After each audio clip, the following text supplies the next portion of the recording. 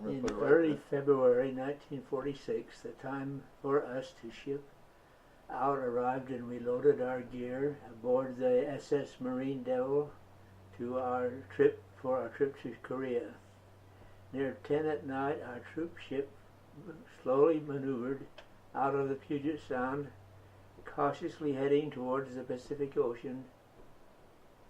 Our ship, most of us went to sleep only to wake up to the slow, gentle up and down movements of our ship. Many of us awoke seasick and had to visit the head before dawn, heaving up our meals. What a stench filled the restroom as soldier after soldier gave up his supper. I was on one of those sick fellows. When morning came, we found ourselves on the high seas, riding the ocean's large swells. It was a clear, cold, beautiful February morning. As the wind swept across the ship, it carried rain like puke from men coughing up to contents of their queasy stomachs. I noticed that a group of men were gathered at the front of the ship. Some of them were lying on their bellies with their heads extended beyond the deck of the ship, looking over into the ocean. The bow of the ship was sloughing through the water and caused the water to curl away from the ship. As the swells caught the sun's rays, they created water motions and colors of unbelievable beauty. I joined the line of men waiting for their turn to watch this thing of such transcending beauty. In time, a place was open, and I lay with the wave watchers, mesmerized by the dynamic rainbows and brilliant dancing waters curling away from the bow of the ship. I was reluctant to leave such fascinating entertainment, but realized that others wanted their turn, and I left and went on to another part of the ship.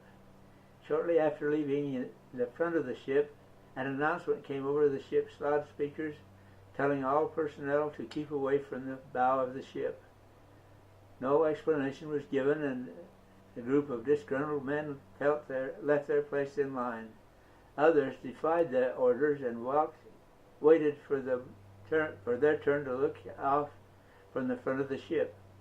I could feel the pangs of seasickness welling up again, so I went near the front of the edge of the ship to cast up my breakfast.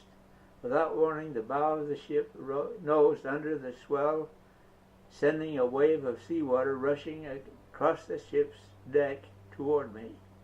The moment before it swept over me, I was prompted to grasp the deck cable and pull up on it as hard as I could. The water surged around me, but I was not dislodged from my place. Had that wave carried me overboard, none of you would be around here to read about it. After the water and confusion subsided, we learned that a number of men had been washed into the bulkhead and needed emergency medical treatment. Other men had been washed overboard and could be seen bobbing in the ocean below. An ocean liner, like a train engine, requires a great distance to stop. The propellers were placed in reverse, and the nose of the ship slowly turned around, pointing toward the men bobbing in the sea. The propellers of the ship shifted forward, and we approached the men who had been washed overboard. As the ship neared them, one of them men slipped under the water. Lifesavers were thrown to the two remaining men. One man reached the line while the lifesaver only to slip slowly under the water as he lost his grip on the saver. The last man managed to swim to the lifesaver and go with it with his arms over his side. A swell lifted our boat at the same time as a counterpart lowered the man clinging to the round white lifesaver.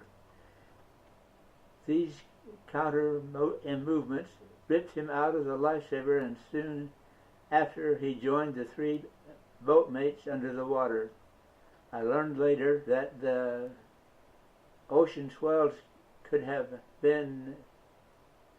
flung a lifeboat into the hull of the ship, dumping out any would-be rescuers into the cold Pacific waters.